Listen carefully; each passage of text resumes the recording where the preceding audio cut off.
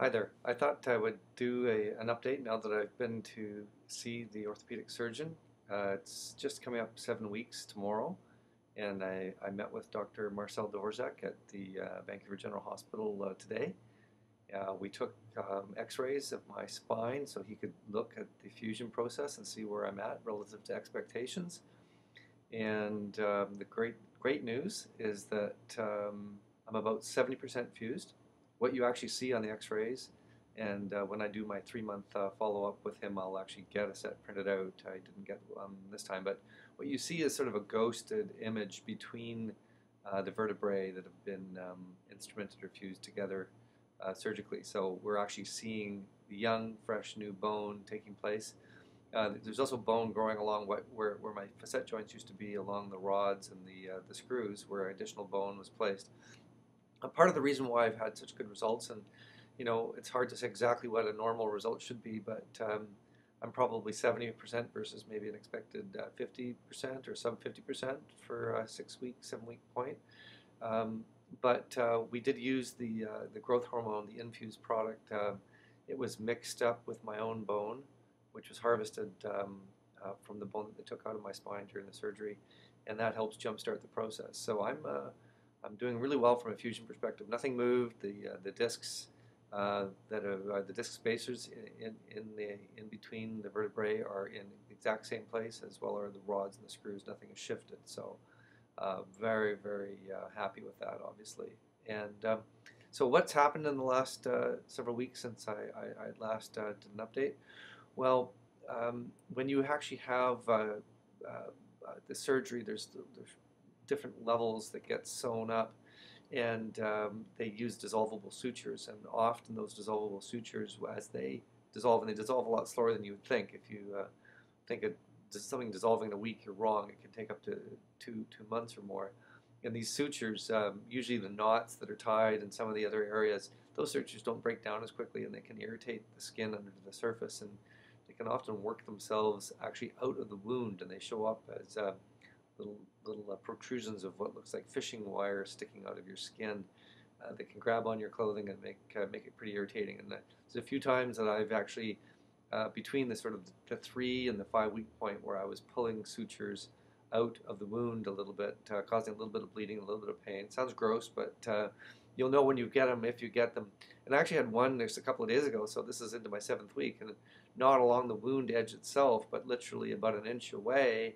I had what looked like sort of a pimple or an abscess, and indeed it actually was a suture that had worked itself to the surface of the skin from much deeper down inside. So the body starts to see these things as a foreign object, and it pushes them out.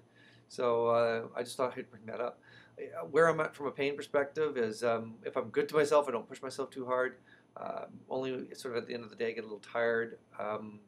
And I've been doing no bend, lift, or twist. I've been doing absolutely nothing more than 5 or 6 pounds of weight bearing.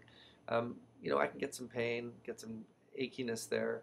Sometimes because I had mine down at L4-L5-S1. It's right along the belt line, and the belt of my pants will dig into the back and sometimes make it a little sore. So I still use ice packs a couple times a day.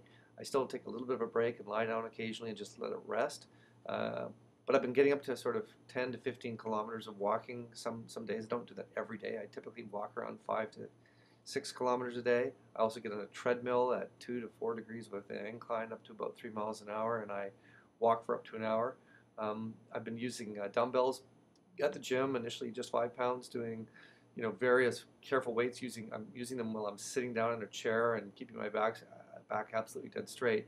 And I'm basically, doing exercises, everything from, shoulder presses to curls and to shrugs.